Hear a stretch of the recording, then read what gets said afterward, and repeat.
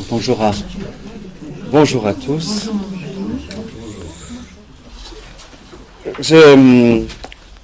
L'avant-dernière fois, et je ne les ai pas toutes traitées, évidemment, mais vous les découvrirez, et vous voyez bien que, pour vous, mesdames, vous n'êtes pas absentes de la Bible. Au contraire, vous y êtes bien présentes sous tous les différents aspects, et en préparant le cours d'aujourd'hui, donc sur ces femmes, j'avais dit ces femmes du Nouveau Testament, je me suis rendu compte, Marie c'est la dernière fois, Marie c'est la semaine dans 15 jours. Aujourd'hui, ce sont les autres femmes du Nouveau Testament. Il y en a une en vous en parlant il y a 3 semaines, je n'avais pas pensé à elle, et puis en préparant, on va quand même commencer par elle. C'est quand même Élisabeth. On ne peut peut-être pas l'oublier. Alors, c'est sûr qu'elle est davantage associée à Marie. Mais dans une certaine mesure, je vais prendre 3 moments, parce que je ne peux pas faire mieux pour ces femmes, 4 moments pour ces femmes de la Bible. Je vous explique. Ce début, avec le personnage d'Élisabeth, et j'allais dire son pendant chez Saint Luc, la prophétesse Anne. Ces vieilles femmes du Nouveau Testament. Au cœur, je vais vous parler, pour vous dire. Deuxièmement, je vais vous parler de Madame Zébédée. J'aime bien Madame Zébédée. Donc, je vais vous parler de Madame Zébédée. Je ne connais pas son nom, donc on connaît que par le nom de son mari. Mais notre mère juive par excellence. Voilà, je crois que c'est aussi un personnage qui est quand même. Ces femmes de l'entourage de Jésus, un peu liées avec elle, c'est pour ça, c'est comme une deuxième partie. Ces femmes de l'entourage de Jésus, dont Saint Luc nous parle au détour d'une phrase, d'ailleurs, qui sont présentes, et puis ces femmes présentes à la fois au pied de la croix au matin de la résurrection. À part les deux du groupe du milieu, juste, c'est pour ça que je suis obligé de vous donner un peu, pour une fois, le plan, c'est que la première ou le dernier groupe sont celles, alors moins pour la prophétesse Anne, mais très clairement pour Élisabeth, très clairement pour les femmes au pied de la croix et au matin de la résurrection. Ce sont encore des femmes qui sont présentes lorsque les hommes sont défaillants. Je vous l'ai déjà dit avec la figure particulièrement de Déborah, souvenez-vous, c'était Déborah que j'avais pris comme exemple, mais alors là, de manière flagrante, elles sont là lorsque l'homme est défaillant. C'est par contraste que je suis obligé de les voir. Et la première, c'est pour ça, je le dis surtout par rapport à Élisabeth. On est au premier et deuxième chapitre chez Saint Luc. La première là-dedans, c'est Élisabeth, qui, elle, va croire quand son mari ne va pas croire. Elle va être dans une démarche de foi profonde, quand son mari va être dans une démarche de doute. C'est très impressionnant. On s'en rend compte vraiment très très bien dans ces premiers chapitres de Saint Luc. Donc je ne vais pas relire, il faudrait lire par contraste. Évidemment, la Bienheureuse Vierge Marie va venir là. Il faut lire par contraste les deux annonciations. Celle à Zacharie, celle à Élisabeth, à Vierge Marie, celle qu'on a entendue hier. Juste une chose qui est quand même très importante. Vous savez, dans l'annonciation à Zacharie, il semble poser une question qui ressemble à celle de la Vierge Marie. Je vais rapidement sur l'annonciation à Zacharie, mais pour que vous compreniez bien. La question de Zacharie au verset 18 du chapitre 1 est de dire, alors qu'on lui annonce que sa femme serait enceinte, à quoi connaîtrais-je cela ? C'est prouve-le, dans une certaine mesure. Comment est-ce que, non pas Marie, elle demande comment ça va se faire, à la différence de Zacharie qui demande une preuve. Vous voyez la nuance qui est profonde. Zacharie veut une preuve de ce qui va se passer. Marie, elle demande une explication. C'est pas la même attitude. À quoi le verrai-je ? Prouve-le, montre-moi. Il va faire, très bien. Tu veux une preuve ? T'es muet. Il a eu sa preuve. Non mais voilà, je veux un miracle pour que ça se passe, il se retrouve muet. D'accord, c'est un moyen comme un autre, mais et la faute de Zacharie est là. Zacharie ne met pas sa foi dans ce que l'ange lui a dit. Il ne met pas sa foi directement, il remet en doute ce que Dieu annonce. C'est pour ça que je suis obligé de le voir par contraste.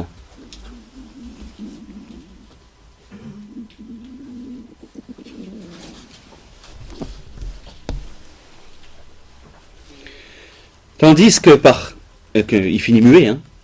Et par contraste, voilà sa femme. Donc, au verset 23, je vais prendre 23, ce sera plus facile. Donc, chapitre 1 de Saint Luc. Au verset 23 et suivant, jusqu'au 25. Et il advint, quand ses jours de service furent accomplis, qu'il s'en retourna chez lui. Quelque temps après, sa femme Élisabeth conçut, et elle se tenait cachée 5 mois durant. Voilà donc, disait-elle, ce qu'a fait pour moi le Seigneur, au temps où il lui a plu d'enlever mon opprobre parmi les hommes. L'opprobre, évidemment, c'est la stérile. La stérilité étant une opprobre, elle se retrouve enceinte. Il a plu au Seigneur. C'est sa première chose. Voilà. Ce que fait le Seigneur pour elle. La première chose qu'elle reconnaît, c'est cela. À la différence de son mari, qui lui n'a pas cru. Alors elle, évidemment, elle est enceinte. Oui, mais elle reconnaît tout de suite la chose comme venant de Dieu. Elle a ce réflexe. Elle a ce réflexe de dire ça vient de Dieu. Tout simplement parce qu'en théorie, elle ne peut plus en avoir.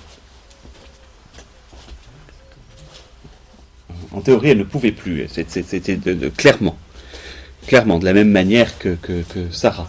On retrouve la figure de Sarah. Mais là, vous voyez qu'elle est aussi dans une nuance par rapport à Sarah. C'est tout de suite une reconnaissance. Elle est enceinte, elle s'en rend compte, pardonnez-moi. Soyez de temps en temps un peu concret. Comment peut-elle s'en rendre compte qu'elle est enceinte puisqu'elle a passé l'âge d'avoir des enfants? Elle le sent bouger à 5 mois. À 5 mois, c'est pour ça. C'est concret, l'évangile, n'oubliez pas. À 5 mois, c'est concret, elle le sent bouger. Et elle comprend qu'elle est enceinte. Mais en soi, elle ne peut pas le savoir. C'est quelque chose d'étonnant. Donc, cette vie qui est en elle. Voilà ce que le Seigneur a fait pour moi. Et comment peut-elle le savoir, puisque en plus son mari ne pouvait pas lui dire. C'est un homme, oui. Alors on va retrouver le problème de l'écriture. Enfin voilà, la situation. La situation avec Zacharie est cocasse. C'est même assez drôle. On n'ose pas, mais c'est plaisant comme histoire quand même. Il est muet. Il demande une preuve, il demande un miracle. Et bien il a le miracle, il se retrouve muet.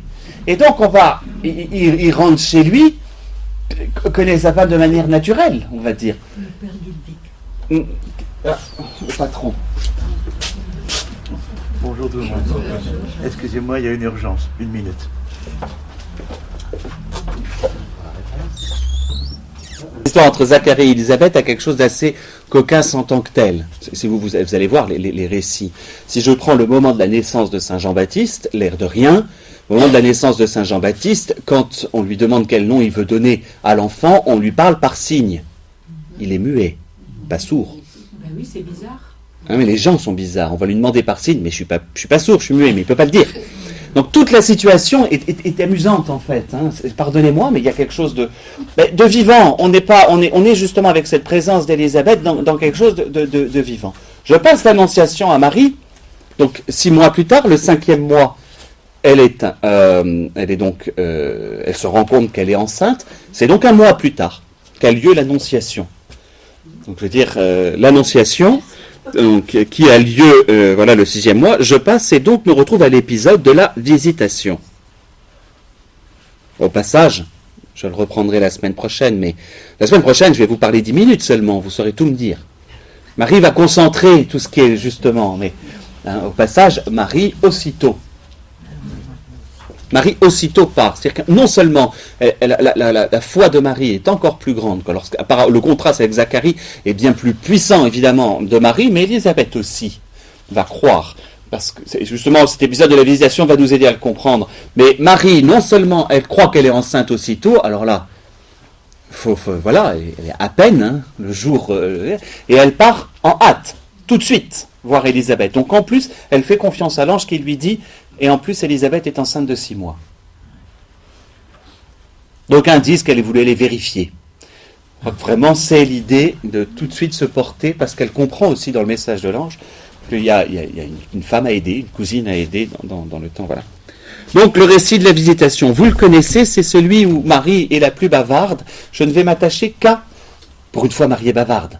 Parce qu'en règle générale, on a quand même des bribes avec elle, que des phrases. Là, on en a une très longue quand même, avec le Magnificat. Mais je voudrais juste m'arrêter sur les phrases aujourd'hui d'Élisabeth. Voilà, en ces jours-là, vous connaissez le récit, mais c'est pas grave, on le relit, ça fait partie de ces histoires qu'on aime bien réentendre régulièrement. En ces jours-là, Marie partit et se rendit en hâte vers la région montagneuse, dans une ville de Juda. Faites pas comme moi une fois en chantant à l'office qui fait une liaison à en hâte. Ça fait rapidement en hâte et ça ne veut rien dire. Elle entra chez Zacharie et salua Élisabeth. Donc Zacharie est là sans doute, mais de toute façon il est muet. Et salua Élisabeth. Et il advient que dès qu'Élisabeth eut entendu la salutation Marie, que l'enfant tressaillit dans son sein. Et Élisabeth fut remplie de l'Esprit Saint. Alors elle poussa un grand cri et dit, « Béni es-tu entre les femmes et béni le fruit de ton sein. Comment m'est-il donné que vienne à moi la mère de mon Seigneur ? Car vois-tu, dès l'instant où ta salutation a frappé mes oreilles, l'enfant a tressailli d'allégresse en mon sein. Oui, bienheureuse celle qui a cru en l'accomplissement de ce qui lui a été dit de la part du Seigneur. » C'est son mari qui est prêtre. Alors elle est prophète, mais alors, c'est une attitude, elle a des paroles prophétiques. C'est véritablement, c'est pour ça que je vous dis que je la mets aussi en parallèle avec la prophétesse Anne, dont on n'a que peu de paroles. Et elle apprend ce que c'est qu'un prophète. Et c'est intéressant si on commence à regarder la notion de prophétisme par Élisabeth. Je ferai hurler, je pense, beaucoup de théologiens. Elle dit mieux, elle a un acte, ce qu'on appelle de prophétisme. Et finalement, on va retrouver aussi, mais déjà le personnage de Myriam. Or, qu'est-ce que le prophète ? C'est celui qui est capable de montrer la gloire de Dieu, ce que Dieu fait de bon d'abord, l'action de Dieu.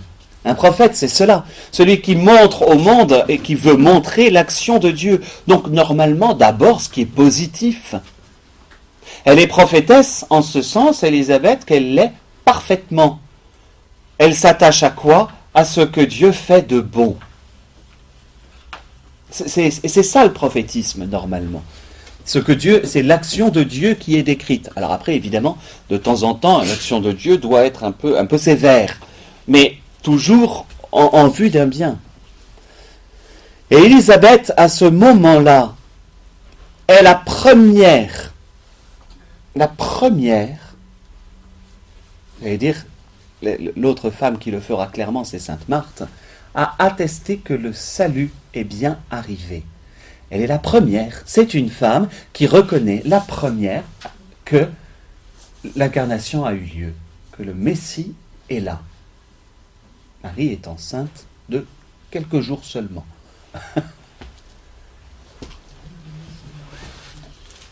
Et la mère en disant l'expression, la mère de mon Seigneur, cette expression que vienne à moi la mère de mon Seigneur, donc Élisabeth est la première, c'est une femme, à se rendre compte peut-être pas jusqu'au bout, je ne dis pas qu'elle a l'intelligence parfaite, complète du mystère de la rédemption, mais en tout cas à se rendre compte du mystère de l'incarnation. C'est-à-dire après la Vierge Marie, bien sûr, mais c'est une femme. Ce que les hommes vont avoir du mal à reconnaître. Pourquoi ? Parce que justement elle est dans cette attitude prophétique, évidemment, mère de prophète, elle est prophète elle-même. N'oubliez pas que c'est quand même Saint Jean-Baptiste qu'elle a dans son sein. Et donc, dès le sein de ta mère, vous savez, c'est ce que quand on chante, c'est la première lecture de la Saint Jean-Baptiste, le 24 juin, c'est la première lecture. Dès le sein de ta mère, je t'ai engendré. Évidemment, là, pour le coup, avec Saint Jean-Baptiste, c'est flagrant. Puis elle est quand même remplie de l'Esprit Saint. Alors oui, qui plus est, ça se laisse. Ça c'est l'action par excellence du prophète. Le prophète qui se laisse. Parce qu'il y a ça aussi, l'attitude de foi, qu'elle se laisse remplir d'Esprit Saint. Elle se laisse aussi dans l'exultation. Et l'autre élément qui me paraît, moi, très important dans ce passage-là, c'est... elle s'est pris un coup de pied du bébé. On va être concret, soyons concrets. Elle s'est pris un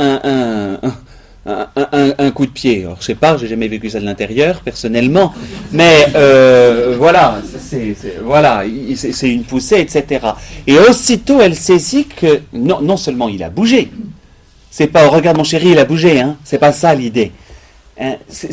Il a tressailli d'allégresse. C'est-à-dire qu'elle sent dans le mouvement même de son enfant au fond d'elle, elle sent que ce mouvement n'est pas habituel, entre guillemets. Ou en tout cas, elle en fait une interprétation tout de suite. Ça aussi, c'est une attitude de prophète. Elle est capable de dire que ce geste-là signifie autre chose. En fait, elle sent que Jean-Baptiste y réagit à la présence de son Sauveur en face. En face, oui. Elle en a la révélation, et elle se laisse. Il y a ce côté... et puis, il y a l'aspect... Pour moi, le plus important, la visitation, c'est quand même l'événement de la joie. Ça chante dans tous les sens, ça crie, ça s'écrie, elle s'écrie. C'est assez exubérant comme attitude. Et pourtant, ces deux femmes, comme je dis toujours, l'une trop vieille pour être enceinte, l'autre trop jeune pour être enceinte. Quand on a exalté la vie, l'annonciation, et en règle générale le meilleur moment, que la visitation, est le meilleur moment aussi que l'on puisse utiliser. Elle sait interpréter, elle laisse, elle ne se laisse pas, elle reste pas seulement aux événements. Quand tu es entré, j'ai eu il y a eu un sursaut au fond de moi. Enfin là, le bébé a bougé. Regarde, le bébé a bougé. Regarde le bébé. C'est pas ça qu'elle va dire aussitôt. Elle passe directement au mode interprétatif et même elle va très loin. Là où son mari lui a fait d'où est-ce que je vais le savoir. C'est là que je veux voir le contraste entre elle et lui. Pauvre Zacharie, après, il a quand même le Benedictus. Il a la réponse du berger à la bergère, elle aura lieu un peu plus tard, quand même. Et Zacharie va justement, lui, se laisser convertir, même s'il va avoir du mal. Elle est aussitôt prompte, et surtout, elle dit, il y a trois choses très très importantes qu'elle dit de Marie. Béni es-tu entre les femmes, et béni le fruit de ton sein. Alors ça déjà, nous on le connaît parce que c'est la partie du Je vous salue Marie, évidemment. Béni es-tu entre les femmes, elle saisit bien qu'il y a une exception en Marie et en l'enfant qu'elle porte. Enfin, normalement, le plus bel enfant du monde, c'est le sien. Celui qui est sage, c'est le sien, c'est les autres. C'est les enfants des autres qui sont gênants, c'est pas les siens. J'en sais rien. Personnellement, moi, il n'y a que des enfants des autres. D'accord. Non, mais voilà. Donc, elle a aussitôt ce rapport. Et c'est pas rien. Ce rapport de dire. On a déjà l'attitude de Saint Jean-Baptiste et de Jésus dans l'attitude d'Élisabeth et de Marie. Elle est exactement. Elle ne reste pas sur elle-même. Aussitôt, elle le remet. Et c'est Saint Jean-Baptiste. Il faut qu'il grandisse et que je diminue. Et déjà, Élisabeth est dans cette attitude-là où elle remet à la mère, à sa jeune cousine, sa petite cousine. En plus, cette relation de parenté qui existe entre elles, elle lui remet toute chose. Elle est capable de lui rendre sa propre place à Marie. Donc béni, tu es béni entre toutes les femmes, voilà, et béni le fruit de ton sein. Première chose qu'elle dit, et qui révèle en tant que prophète toujours, elle est prophétesse, elle révèle qui est Marie, elle révèle qui est son enfant. Et comme Saint Jean-Baptiste qui va dire « Voici l'agneau de Dieu », elle va dire « Voici la mère du Sauveur ». Hein, c'est la deuxième phrase, « La mère de mon Seigneur ». La mère de mon Seigneur, c'est la deuxième expression, et où elle va avoir, qui plus est, l'humilité. Comment m'est-il donné que vienne à moi la mère de mon Seigneur? Son fils dira, je ne suis pas digne de délier ses sandales. C'est le parallèle, hein. Elle-même est dans l'humilité de son propre fils, qui plus est. On va dire, c'est une grande, hein, Sainte Élisabeth. Vous savez tous qu'il y a un autel à Sainte-Élisabeth dans la basilique. Vous savez que toute la famille est là. Et les deux autels qui sont de part et d'autre de la sacristie, donc quand vous regardez le chœur, l'autel à l'arrière à gauche, c'est Saint Jean-Baptiste, l'autel à l'arrière à droite, c'est Sainte-Élisabeth. Ils ont à juste titre leur place comme famille de Jésus. Mais justement, un peu en arrière, comme un peu ceux de l'Ancien Testament. Hein. Ils marquent la fin de l'Ancien Testament qui ouvre le Nouveau. Et c'est là que c'est intéressant. Donc Sainte Élisabeth est le pendant de Saint Jean-Baptiste vis-à-vis de Jésus, de la même manière que, voilà, par rapport à Marie, je veux dire. Il y a donc cette deuxième attitude d'humilité profonde, c'est l'humilité de son propre fils qu'elle exprime déjà par avance. Et enfin, et là, ce sont des paroles qui sont de l'ordre, non plus de son fils, mais de son, j'allais dire, neveu.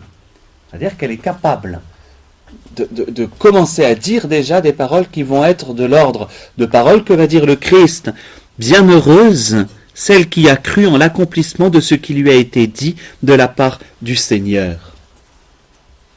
Et le Christ va dire, ma mère, mon frère, ma sœur, c'est celui qui entend ma parole et la met en pratique. C'est-à-dire qui croit que la parole peut s'accomplir en lui. Elle est même prophète jusqu'à vraiment dire les paroles du Verbe de Dieu. Vous comprenez ce que je veux dire? La vraie sainteté de Marie, sa vraie maternité, entre guillemets, n'est pas physique, mais elle est spirituelle. Elle est de l'ordre de cette pleine disponibilité qu'elle a vis-à-vis de la parole de Dieu. Celle qui a cru à l'accomplissement en elle de la parole de Dieu, c'est ce qu'elle dit tout simplement. Sainte Élisabeth est en train de montrer que Marie, la sainteté de Marie, j'allais dire sa maternité divine, elle n'est pas seulement de l'ordre d'un privilège parce qu'elle va accoucher du Sauveur, mais d'une attitude spirituelle qu'elle a par avance d'accueillir. Enfin, c'est le mystère d'hier. Et Sainte Élisabeth est capable de le montrer. Le Christ va le dire lui-même. C'est moins le lien du sang qui fait qu'elle est ma mère, mais le fait qu'à l'écoute de ma parole, elle la met totalement en pratique. Elle croit aussitôt que cette parole est juste et vraie. C'est la réponse par rapport à Ève. Ève n'a pas cru que la parole dite par le Seigneur s'accomplirait. Le fameux « vous mourrez », souvenez-vous. Ça revient strictement, enfin voilà. Et Élisabeth en rend témoignage aussitôt. Alors voilà, ça c'est un peu les 3 points. Il faut que j'avance. Rien que sur Élisabeth, on peut rester 2 heures. C'est pas. Vous voyez, je ne peux pas tout dire, hein, mais vous voyez la profondeur du personnage. Parce que je voudrais aller un peu plus loin. Je ne prends pas le Magnificat, je le laisse pour la semaine prochaine, si j'ai le temps. Ensuite, normalement, je vais essayer de prendre le maximum de choses la semaine prochaine. Dans 15 jours, je veux dire. La semaine prochaine, je ne pourrai pas. Je serai au confessionnal. Mais plus loin, verset 57, toujours dans ce premier chapitre.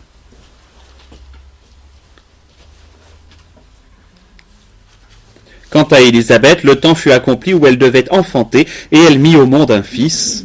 Ses voisins et ses proches apprirent que le Seigneur avait fait éclater sa miséricorde à son égard, et ils s'en réjouissaient avec elle. On est toujours dans la joie. Pas pour rien qu'on a appelé ce moment-là les mystères joyeux. Mais on est dans cette période, voilà, tout va bien, tout va bien.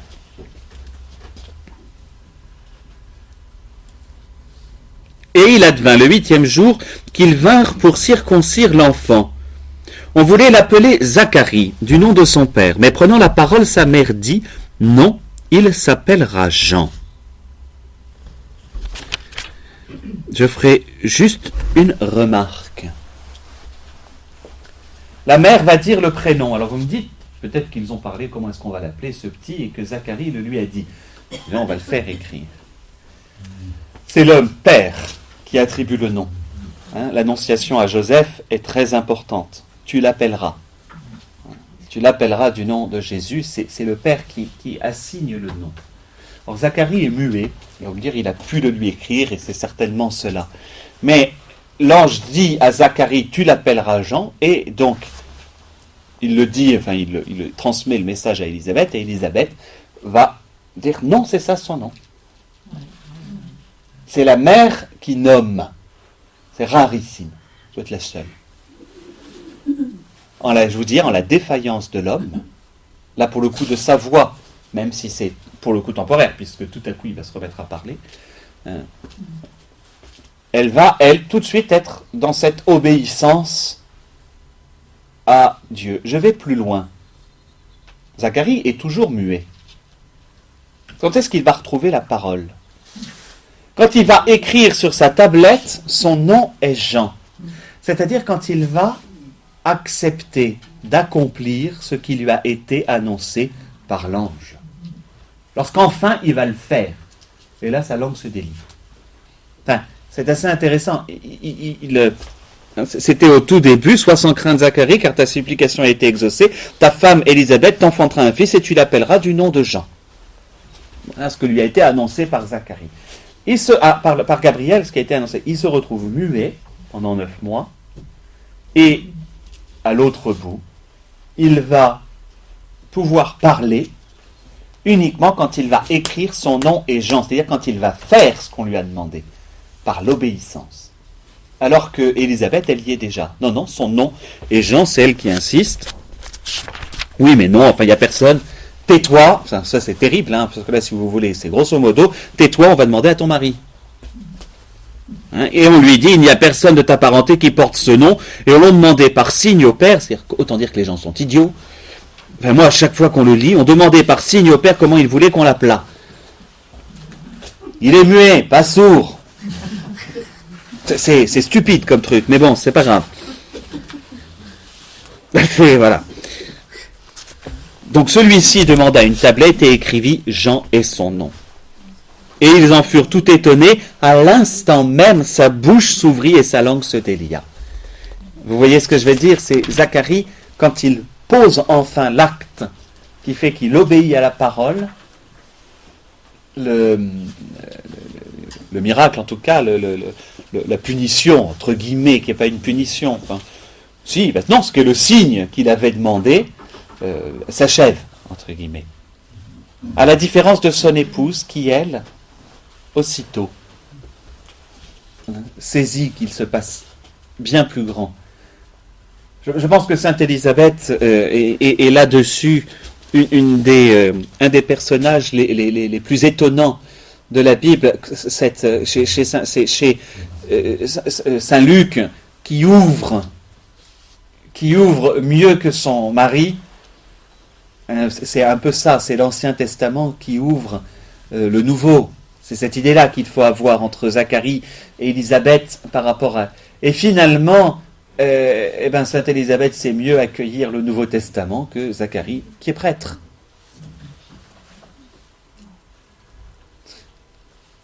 Je vous dis, au moment de la défaillance de l'homme, elle est capable de le faire. Alors que son mari est prêtre. C'est pas... Alors que son mari est prêtre, elle peut, elle, faire cet acte d'accueil du Seigneur. Ce qui est quand même assez extraordinaire. J'en profite pour une petite parenthèse. Je me demande si c'est pas... Alors, je l'ai lu ou entendu. Je me demande si c'est pas comment on en parlait chez le père Kowalski. Dites-vous bien que on tenait clairement les généalogies au moment depuis l'annonce de la venue d'un Messie. C'est-à-dire qu'on connaissait la famille de David, on connaissait très bien les descendants de Juda et les descendants de David, on avait quand même une idée de voilà. Et que il y a dans un judaïsme un peu comment dire, un peu solide, ben on y était très attentif. Et entre autres, il y a des liens très anciens entre les castes sacerdotales. Si Zacharie est prêtre, il est de la tribu de Lévi. Il ne peut pas être autrement. Hein. Il est de la tribu de Lévi. Et on connaît toutes ces femmes, on connaît un peu, grosso modo, les femmes descendantes, parce que c'est bien par une femme. C'est pour ça que la femme est celle qui ouvre le Shabbat, etc. Hein. Parce que toute femme est potentiellement mère du Messie, encore aujourd'hui, pour les Juifs, j'entends. Et oui. Donc, on va y être comme les tribus, mais quand on sait que c'est la tribu de Juda, donc grosso modo, on surveillait un peu ces femmes. Donc, que Marie se retrouve à épouser quelqu'un de la tribu de Juda, on n'arrive pas à savoir clairement si elle-même l'était de la tribu de Juda ou pas. Hein. La question, c'est que la tribu de Juda, c'est par le mari qu'elle est transmise, la tribu. Donc Marie était très probablement, dans ce cas-là, on se mariait plutôt à l'intérieur des mêmes tribus, c'était plus rare que l'on aille voir ailleurs. Dans le cas d'Élisabeth, peut-être qu'elle était en revanche de la tribu de Lévi, de tribu sacerdotale, comme Myriam, la sœur de Moïse. Hein, la judéité, oui. L'attachement à une tribu, non. La judéité, c'est enfant d'Abraham. Alors ça, oui, ça passe par les femmes. Mais on pouvait, c'était plus rare en revanche, c'est vrai, on se mariait à l'intérieur d'une même tribu. Quand on pouvait savoir de quelle tribu on était. Mais ça avait été très bien conservé du côté de la maison de Juda. Alors comment ils sont parents? Comment ils sont parents? Alors, sa cousine est nommée comme étant... Alors, il y a deux possibilités, comme étant Élisabeth. Hein, sa cousine est nommée comme étant Élisabeth. Alors après, vous avez toutes les généalogies les plus confuses. Allez voir dans le proto-évangile de Saint-Jacques, mais c'est toujours un peu compliqué. Parce que la tradition fait de Joachim un prêtre aussi. Donc pour le coup, elles sont cousines, mais par les...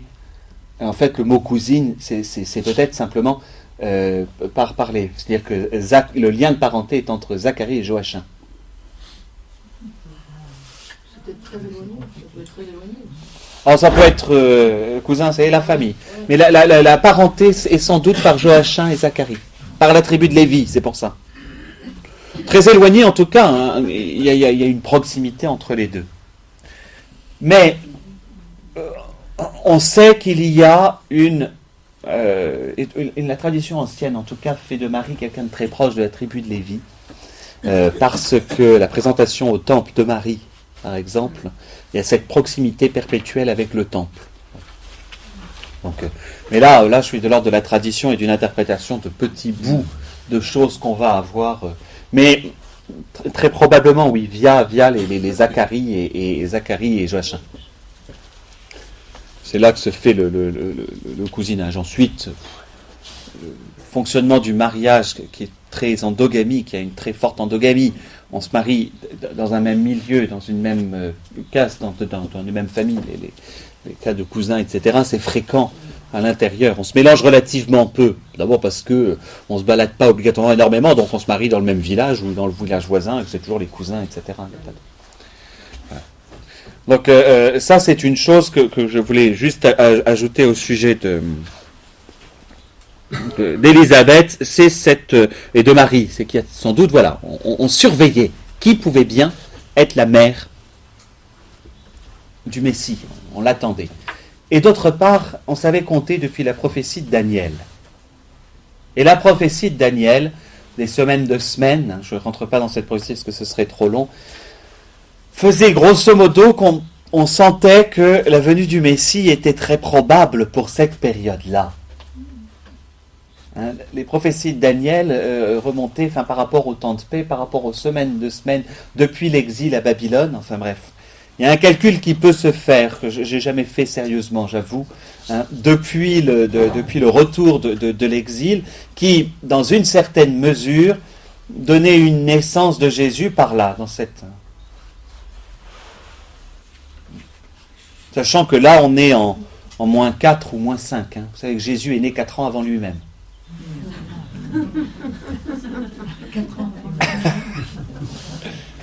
Et une erreur de compute qui a eu lieu, donc très probablement Jésus est né 4 ans avant lui-même. Toujours un peu. Il serait pas né le 25 décembre, 0. C'est surtout ça. L'année 0 n'existant pas d'ailleurs. 4 décembre, moins 1, ça aurait dû être, même pas. Enfin, il est sans doute né vers moins 4 ou moins 5. Mort en 30, en revanche, très probablement. La deuxième femme, juste dans ce début de Saint-Luc, je passe très très vite sur elle parce que je voudrais voir quand même Madame Zébédée, qui m'intéresse aussi. C'est Anne, la prophétesse, donc là on est au chapitre 2, au moment de la présentation de Jésus au temple. Elle dit peu de choses, mais vous allez retrouver, j'ai pas besoin de faire un grand commentaire, souvenez-vous, mais ça me permet de faire des rappels sur les premiers cours, c'est au verset 36 du chapitre 2. Il y avait aussi une prophétesse, Anne, fille de Phanuel de la tribu d'Azer. Elle était fort avancée en âge après avoir, depuis sa virginité, vécu 7 ans avant son mari. Elle était restée veuve. Parvenue à l'âge de 84 ans, elle ne quittait pas le temple, servant Dieu nuit et jour dans le jeûne et la prière. Survenant à cette heure même, elle louait Dieu et parlait de l'enfant à tous ceux qui attendaient la délivrance de Jérusalem. On n'en sait pas plus. Elle nous renvoie quand même au personnage de Judith. Souvenez-vous, veuve, et qui était restée veuve longtemps. Elle nous renvoie à la personne de Judith, à une tribu moindre qu'on connaît très peu. Quelle tribu? La tribu d'Azer. Quand on fait la liste des 12 tribus, vous savez, si je vous demandais de faire la liste des 12 tribus, déjà, même moi, je serais... voilà. Donc, on connaît quoi? Lévi, Juda, allez, on a un peu idée. Siméon, mais bien avaler. Nephtali, parce qu'on se souvenait de la Nephtali, mais Azer. Benjamin, voilà. Mais Benjamin, Manassé, etc. Après, c'est ce qu'on dit dans les psaumes. Et Azer, croyez-moi, si je vous demandais la liste des tribus sans vous l'avoir dit là, vous ne me la diriez pas, celle-là. Vous ne vous en souvenez pas. Eh bien, c'est aussi ça qui est beau. Anne appartient à cette tribu inconnue. Elle est quand même là. Cette tribu qu'on oublie. Cette tribu, en fait, c'est une tribu qui était installée au nord, à côté justement de Gad. C'est celles qui sont installées au nord, qui sont paumées au fin fond de la Galilée, qui sont vite avalées par le Liban. C'est ce coin-là. Et la tribu d'Azer, on ne la repère pas, et pourtant, elle va en être représentant, et par une attitude de prophétisme complet, sachant qu'on la décrit comme était décrite, alors il faudrait reprendre, mais je ne vais pas avoir le temps, Judith. Si vous reprenez Judith au chapitre... voilà, c'est vers le début, quand on décrit le personnage de Judith, c'était exactement ça. Dans nos Bibles... attendez, je vais vous retrouver quand même vite le passage.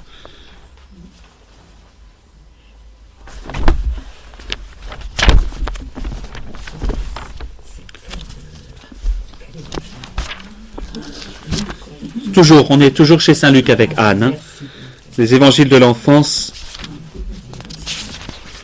C'est au chapitre 8 de Judith. Je vous lis vite le passage. Devenue veuve, Judith vécut en sa maison durant 3 ans et 4 mois.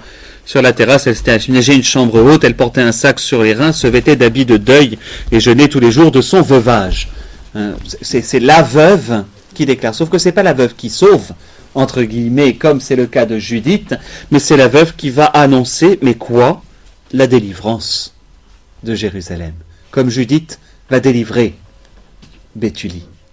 Souvenez-vous, de la même manière que Judith a délivré, Anne va être celle qui non pas délivre, mais annonce cette délivrance.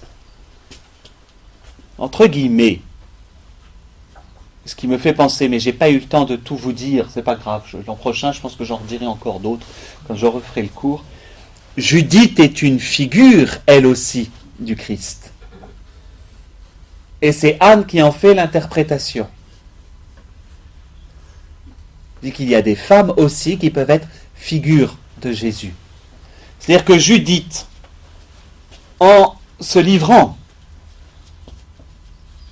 a été figure de la délivrance, a permis la délivrance de Béthulie.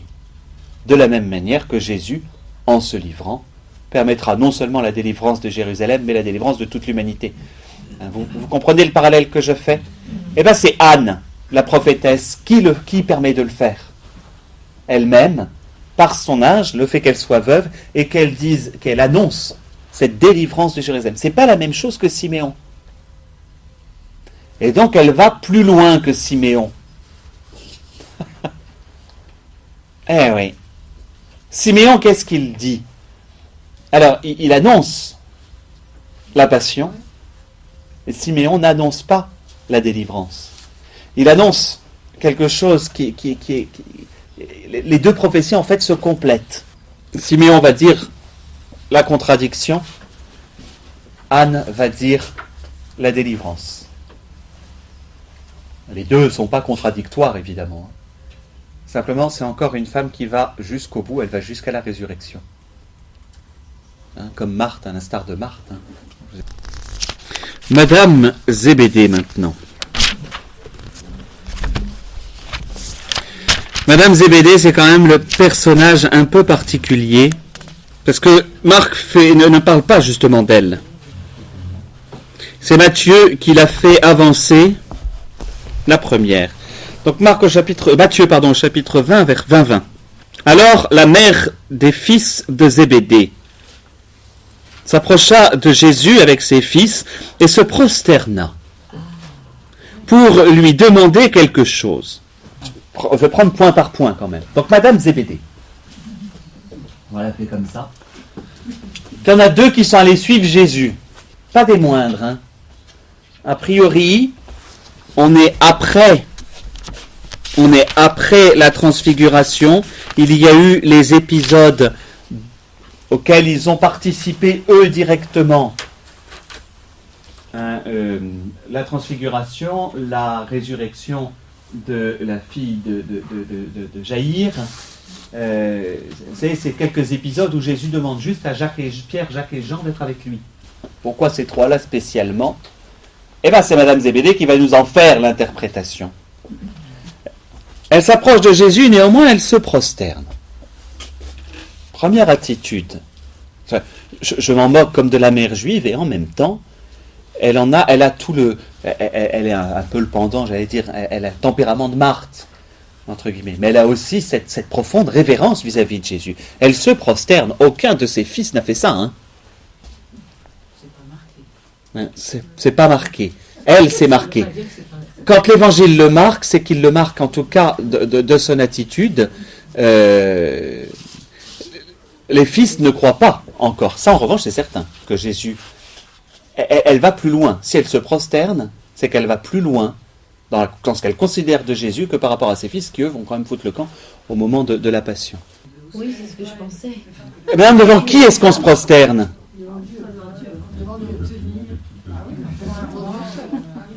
Ben, vos enfants, j'espère que vous ne les faites pas se prosterner devant vous quand ils vous demandent quelque chose. Non, mais rassurez-moi. Oui. Il y a toujours une manière de demander. On se prosterne devant Dieu ou devant le roi. N'oubliez jamais ça. On se prosterne devant deux personnes. Esther doit se prosterner devant Assuérus. On se prosterne devant Dieu ou devant le roi. Et je suis désolé, les apôtres, à ce moment-là de l'Évangile, ne sont pas arrivés ni même à Jésus comme roi. Donc elle voit déjà plus loin. C'est rien qu'en prenant les premiers versets, Madame Zébédée voit déjà plus loin. Selon peut-être pas un mode top. Elle a de l'ambition pour ses fils. Mais elle commence et elle pose cette attitude. La seule autre femme qui se sera prosternée devant Jésus, c'est la cananéenne. La syrophénicienne, pardon. Pas cananéenne, elle a les deux noms. Vous savez, celle qui lui dit, elle aussi, elle est extraordinaire. Les chiens qui lèchent, qui prennent les miettes.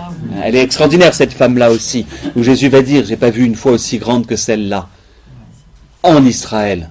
Il ne dit ça que de 2 personnes, un centurion romain et une femme syro-phénicienne. Donc autant vous dire que c'est juste une remarque au passage. Il faut pouvoir la caser aussi la syro-phénicienne, qui a une de ses remarques les plus géniales. C'est comment faire céder, craquer le cœur de Dieu en 2 mots avec un bagou extraordinaire. Bref. Madame Zébédée arrive et donc prend cette attitude. Que veux-tu, lui dit-il. Et alors là, moi j'ai cette traduction-là. Je ne sais pas quels sont vos mots, mais moi je les trouve d'une ordonne que mes 2 fils que voici siègent l'un à ta droite et l'autre à ta gauche dans ton royaume. Elle le reconnaît comme roi. Et il ne s'en défend pas. Mais c'est elle qui va reconnaître qu'il est roi. Nous autres, ils pensent, vous savez que le royaume de Dieu, c'est pareil, on est de l'ordre des euphémismes pour désigner la présence de Dieu, machin. Il n'y a pas encore quelque chose de clair. Elle, c'est clair. Et Jésus, c'est mes fils, regarde, c'est Jean, c'est mon préféré, c'est le plus beau. Mets-le à ta droite, regarde, c'est Jacob, c'est mon préféré, c'est le plus beau aussi. Mets-le à ta gauche. Vous voyez ? Vous la voyez venir. Vous la voyez. Mais il faut la voir comme ça, elle est comme ça. Ce qui me permet de suivre une conclusion, elle va avoir cette attitude, mais elle le fait en se prosternant, elle lui dit, dis donc, il y a des postes de ministres qui vont être à pourvoir. Et elle va caser ses fils. Elle va caser ses fils, Madame Zébédée. C'est pas rien, parce que si vous vous tenez un peu à la tradition, alors je suis du côté de la tradition d'Église, et si vous allez regarder chez Benoît XVI, dans son livre Jésus, il essaye d'expliquer un peu cela. Moi, je l'explique aussi par Madame Zébédée.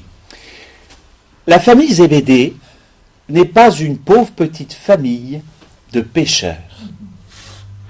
C'est très probablement, je vous l'avais dit, une famille sacerdotale, où Monsieur Zébédée a son entreprise de pêche, puisqu'on sait qu'il a des ouvriers. Donc c'est pas un petit pêcheur à la ligne. Il a des ouvriers, donc c'est quand même assez conséquent. Il est patron. Et que, excusez-moi, mais vous allez sur l'île de Groix, au début du siècle, un patron d'un petit commerce de pêche, c'était pas un pauvre. C'était pas un pauvre. C'est nous qui nous disons, un pêcheur, c'est un pauvre. Attention, c'est... D'accord ? Ça, c'est une déformation. Un patron j'allais dire, et ensuite, pour peu qu'en plus le patron ait réussi à investir dans une petite conserverie, comme il y en avait, je ne sais plus combien, une quantité sur l'île de Groix, je prends exprès Groix, qui n'est pas un truc très riche, c'était un notable de l'île. Ce qui était sans doute le cas de Zébédée. Et d'autre part, les prêtres fonctionnaient par roulement, ça je vous l'ai dit aussi, je ne sais plus, voilà, par roulement, donc ils allaient régulièrement. Et Madame Zébédée, elle rentre bien dans ce type de caste. Femme de prêtre, femme de notable, femme d'un notable du côté de Capharnaüm. Elle a ses 2 enfants, elle les case. Elle a cette conscience en disant, voilà, je les case, je vais les mettre en avant, je vais les mettre là. Alors, en revanche, ce qui est certain, c'est qu'elle s'arrête à un aspect messianique. Et là, elle nuance beaucoup avec d'autres femmes, mais tant mieux, parce que ça veut dire qu'un certain nombre étaient là autour. Un aspect messianique humain, terrestre, un royaume, un nouveau royaume de David. Et donc, il aura besoin de ministres. C'est ça son idée. Et que pour pouvoir avoir des ministres, il faut des garçons, des gars qui soient un peu éduqués, etc. Ce qui correspond assez bien, d'ailleurs, avec le style de Saint Jean. Il y a eu une éducation un peu solide. Vous comprenez, ça rentre très très logiquement. Donc Madame Zébédée, en bonne mère juive, qui aime ses fils, elle a quand même accepté que ses fils lâchent leur père et lâchent la pêche, parce qu'il a dû en avoir gros sur le cœur de voir ses fils partir. C'est surtout, je ne sais pas s'il en a gros sur le cœur de voir ses fils partir. Sur le moment. Sur le coup peut-être, gros sur le cœur, c'est surtout que 2 fils, c'est 2 salaires en moins. Pour une entreprise, c'est pas rien, c'est qu'on n'a pas besoin de les payer ou moins que les autres. Enfin, de toute façon, ça reste la famille. Voilà, ça reste à l'intérieur de la famille. Elle accepte, on ne sait pas, pour Zébédée, ça, il faut avouer que M. Zébédée et son entreprise, elle accepte très très bien. Elle y voit aussi l'intérêt. Mais en effet, elle accepte qu'il suive Jésus, mais elle y voit l'intérêt. En revanche, elle pose un acte de foi qui n'est pas aussi haut que d'autres, mais elle croit bien que Jésus est le Messie, en disant ça. Elle est dans une vision politique du Messie, comme beaucoup, mais elle le croit comme tel. Donc elle n'est pas Sainte Marthe, quand même, qui elle va plus haut qu'elle, mais quand même, elle y est attachée à Jésus lui-même, en tant que... voilà. Jésus ne lui répond pas à elle. Et je ferai juste remarquer que chez saint Matthieu, cette demande qu'elle fait, c'est après la troisième annonce de la Passion. Ainsi tu es bien les choses. La demande qui est faite, c'est juste après. Pauvre Jésus, il ne devait plus en pouvoir. Parce que il est pour la troisième fois, il annonce sa Passion. La première fois, il annonce sa Passion. Querelle entre les apôtres, c'est qui le plus grand entre nous? La deuxième fois, la troisième fois, il annonce sa passion. Non, la première fois, il annonce sa passion. Saint Pierre qui lui fait non Seigneur, ça ne t'arrivera pas. Donc celui qui est à l'instant, il l'a établi. Deuxième annonce de la passion, c'est là le plus grand. Troisième annonce de la passion, là, il se connaît. Madame Zébédée qui vient lui dire, il y a mes fils. Voilà. Regardez, ils sont bons. Et c'est rude parce qu'à l'intérieur même du passage, elle est témoin. Tout en casant, elle est témoin aussi de cette difficulté. Et ça c'est bon, parce que elle aussi est témoin de cette difficulté face à la mission réelle du Christ. Elle est témoin peut-être de manière plus forte que les autres, mais enfin, elle est témoin pour ses fils d'ailleurs, elle est témoin que c'est pas évident de passer à un autre plan que le plan politique. Ce qui me permet d'expliquer cet autre passage, qui pour le coup est chez Saint Luc, pas chez Saint Matthieu.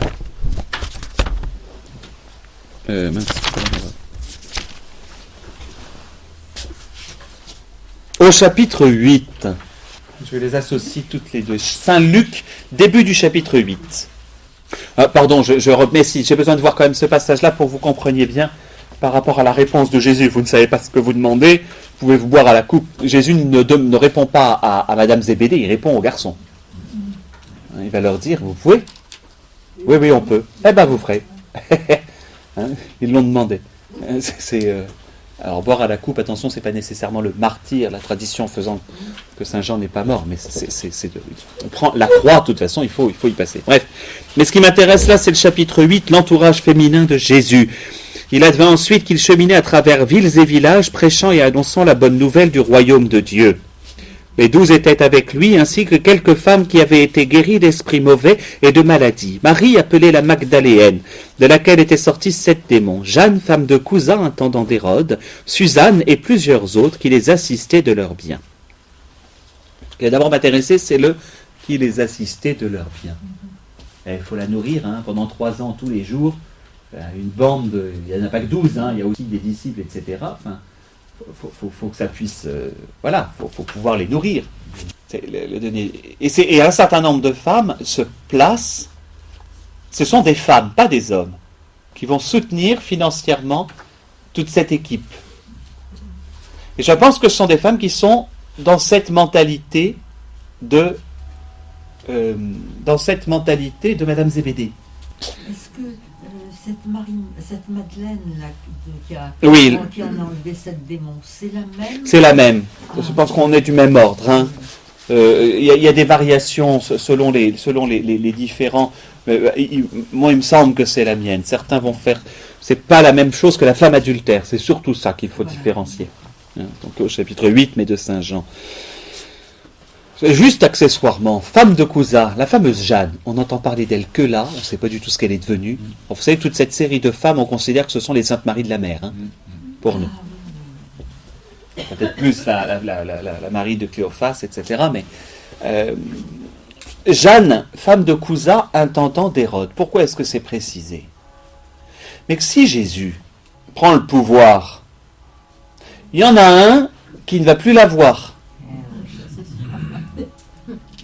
Il s'appelle Hérode. Et ses fils. Et donc,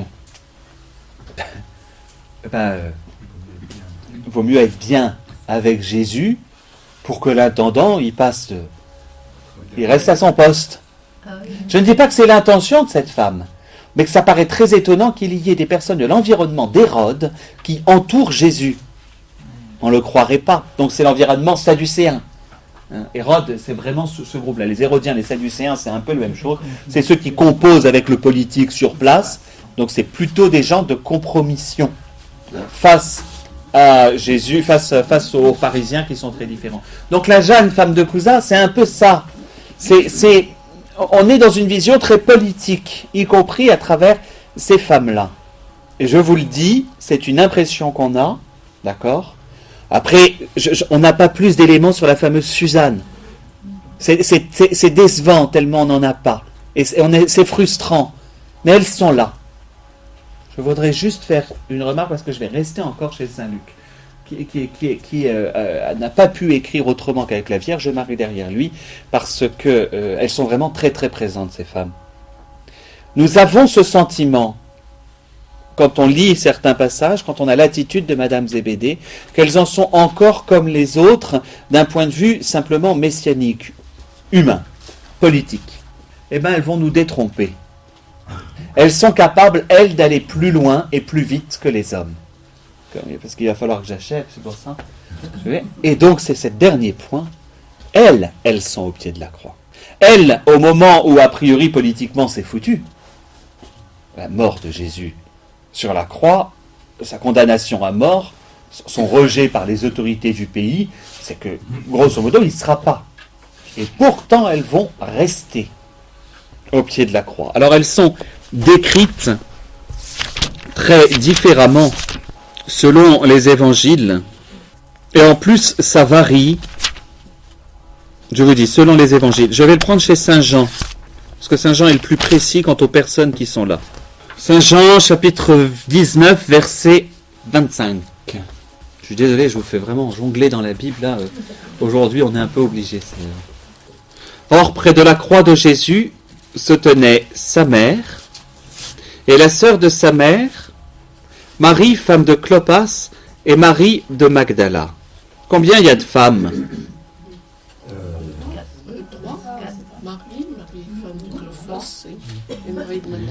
Il y en a 4 ou 5 ? Il y en a 4. Marie, sa sœur, Marie, femme de Clopas,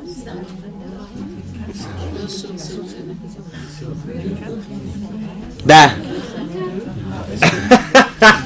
et c'est bien le problème. 4 ou 5 ? Est-ce qu'on appelle une sœur du même nom ? Si c'est une sœur, j'en sais rien. Mais est-ce qu'on appelle une sœur du même prénom que sa sœur ? Non, c'est vrai. Est-ce que ça... Non, mais la vraie question, ça peut être cousine, ça peut être aussi, il y avait Marie, la sœur de sa mère, Marie de Clopas, Marie de Magdala. Pardon, 3 ou 4. On peut aller... Vous comprenez, 3 ou 4. C'est-à-dire qu'on reste sur un doute. En tout cas, il y a cette Marie de Clopas. La précision, c'est Marie de Magdala, qui est vraiment là, présente. Présente au pied de la croix. C'est que des maris. C'est un prénom, Myriam, très très courant. Mais elles vont être présentes à ce moment-là. Et vous le savez, puisque l'avantage c'est que je l'ai fait, Marie de Magdala va être au retour. Moi j'ai une petite note là. La Madame Zébédée s'appellerait bien Salomé. Parce que c'est marqué soit Salomé, mère des fils de Zébédée. Oui. On va le voir parce que c'est la Marie Salomé, mais dans la Passion selon saint Matthieu. Je commençais par Saint Jean, mais oui, en effet. On a la remarque. Marie Salomé. Ce serait. En fait, on n'a pas de grande certitude. Vous savez que sur les. Grosso modo, on a beaucoup de Myriam. On en a tellement que voilà. En fait, sans doute Myriam était le. Comme ça a été très longtemps l'usage, je ne sais combien d'entre vous enfin c'est l'usage depuis le XVIe siècle, de mettre le nom Marie à tous les prénoms baptisés, hommes ou femmes. C'est une tradition. Et c'est une tradition des familles, mais qui date, qui fait date de le mettre de toute façon comme deuxième prénom. Même les hommes. Et aux hommes. Alors ça l'était autrefois, elle était perdue, mais autrefois, c'est une tradition, je crois que c'était une tradition, je ne sais plus, eudiste ou par là, enfin, c'est pourtant étonnant parce que c'est normand. Mais bon, et donc cette tradition, donc on va dire, l'intérêt c'est qu'on ne désigne les personnes, y compris pour ces femmes, que par rapport à leur mari. Une chose est sûre, celle dont on a à peu près une info, c'est Marie de Clopas. On a une info au moins vis-à-vis de son fils, puisque le Clopas ou Cléophas, c'est l'un des deux disciples d'Emmaüs. C'est l'un des deux disciples d'Emmaüs. Et en effet, si vous prenez ensuite, alors, pardon, je repars en arrière.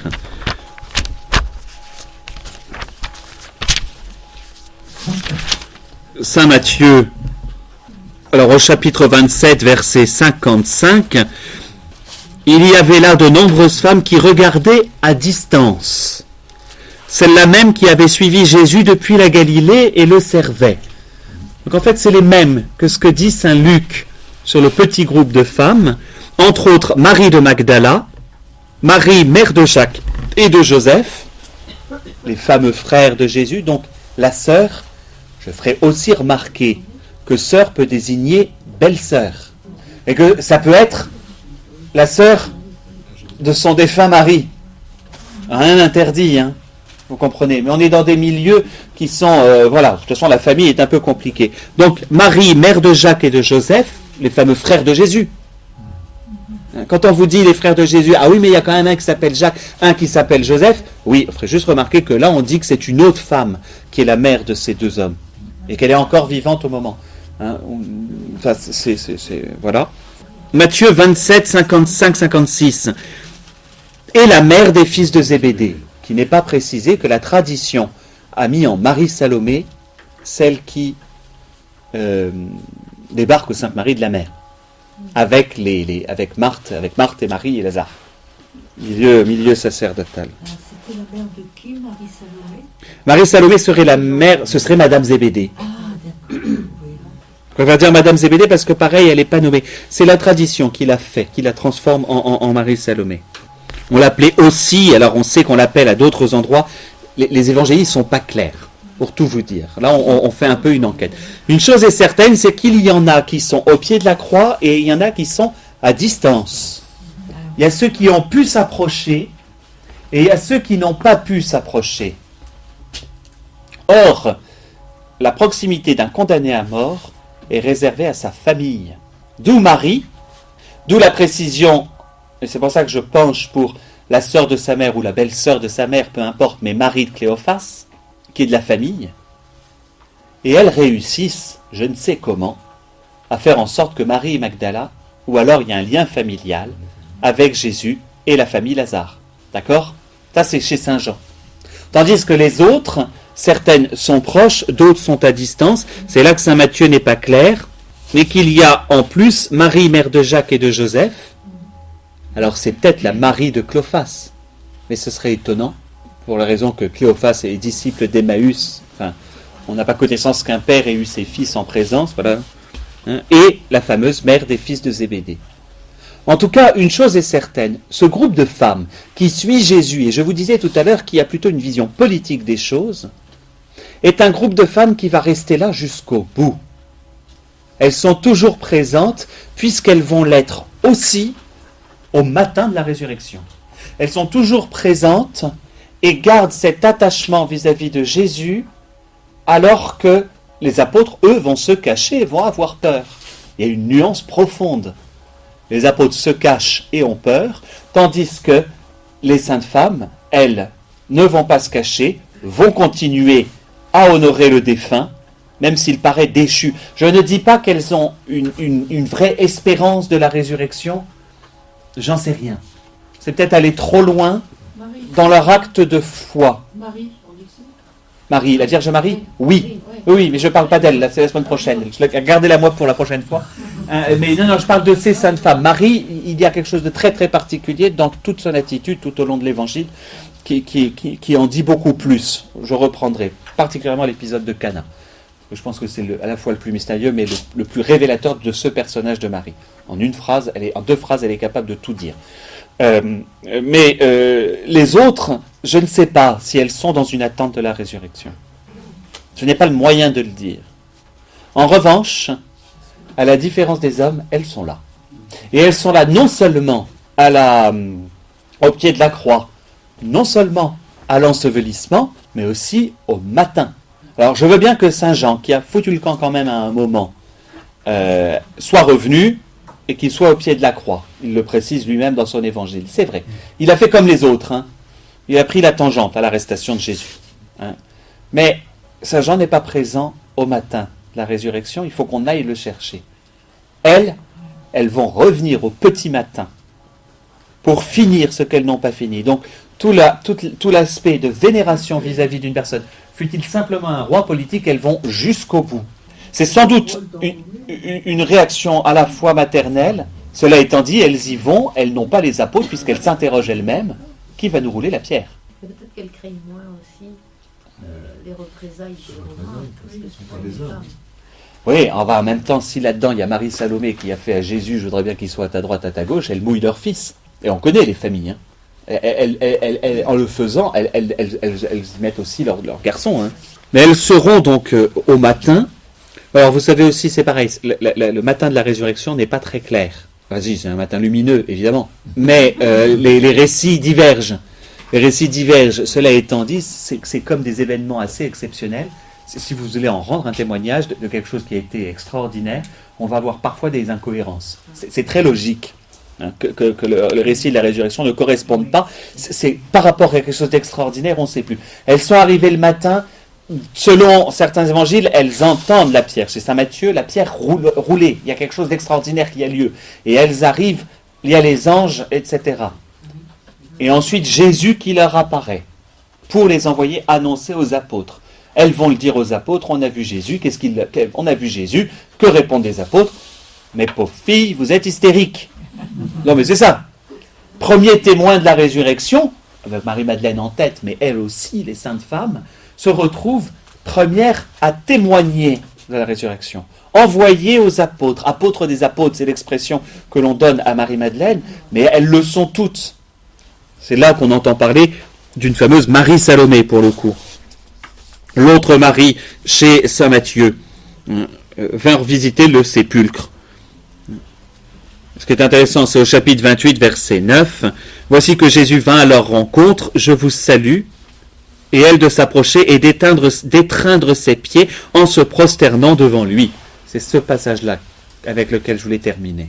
Madame Zébédée s'est prosternée devant Jésus, sans doute comme un roi. Je crois que là, parce qu'on est toujours chez Saint Matthieu, donc c'est la même expression qu'il va prendre, elle ne se prosterne plus devant un roi, mais elles ont bien saisi que c'est au-dessus. En même temps, elles l'ont vu mourir, elles sont témoins de la mort aussi. Il ne faut pas oublier. Elles ont constaté la mort. Elles ont commencé l'embaumement. Elles doivent venir le terminer. C'est simplement pour ça qu'elles sont venues. Donc elles viennent quand même, quand les mirophores, elles viennent pour achever un travail mortuaire. Et elles constatent que le mort ne l'est plus. Moi je ne sais pas vous, mais ça a dû leur faire quand même quelque chose. Je fais juste, hein, on lit ces récits, l'air de rien, enfin moi je veux bien, mais... et ça doit quand même tiquer un peu. Alors elles ont entendu l'enseignement de Jésus. Elles ont entendu ces questions de résurrection, etc. Peut-être qu'elles ont été comme les autres. Il ne faut pas les penser non plus. Jésus s'adresse aux apôtres, et Saint Luc nous le disait, elles sont là. Et Saint Matthieu le dit aussi. Elles ont accompagné tout le long. Et donc elles ont le privilège, c'est un privilège à mon avis, d'être les premières à constater la résurrection. Il faudra faire venir Saint Jean et Saint Pierre, il faudra faire venir les apôtres pour attester. Mais pour que ce soit attesté, c'est-à-dire que le témoignage ne peut être que masculin. Cela étant dit, il leur appartient à elles d'être les premières à en être. Et oui, juridiquement à l'époque, une femme n'a pas de poids juridique. Et c'est elles les premiers témoins. Mais c'est ça qui est et c'est ça qui est amusant. C'est ça qui est amusant, la manière dont, dans ce cas-là, vous avez deux manières de le lire. Soit vous dites, justement, c'est anormal, c'est-à-dire qu'il y a une injustice profonde. Oui, soit vous dites l'inverse, vous dites, c'est la manière dont Jésus se moque des lois humaines, en tout cas de certaines. On peut le voir dans les deux sens. C'est-à-dire que, humainement, on a besoin que ce soit des hommes qui rendent témoignage dans la justice, et dans la justice des hommes, dans la justice de Dieu. Dieu s'en moque. Dieu se moque de ce système-là. Et donc, donne comme premier témoin des femmes. Donne comme premier, et c'est pour ça que je voulais le faire le même jour qu'Élisabeth. Et j'ai clos mon cours, puisqu'Élisabeth se retrouve elle aussi à être la première à témoigner de la présence du Sauveur. C'est la première, évidemment après la Vierge Marie, et ça c'est pour la semaine prochaine. En fait, si vous voulez, on va conclure par ça. Les femmes se retrouvent à chaque fois à la première, les premières dans les réactions. C'est-à-dire à la première place. Il faut le faire. D'où cette réflexion de ma grand-mère maternelle, je finirai par là, à mon grand-père paternel un jour. Je ne comprends pas pourquoi les femmes veulent absolument l'égalité avec les hommes. Colonel Pérez, vous savez bien, nous serons toujours supérieurs à vous.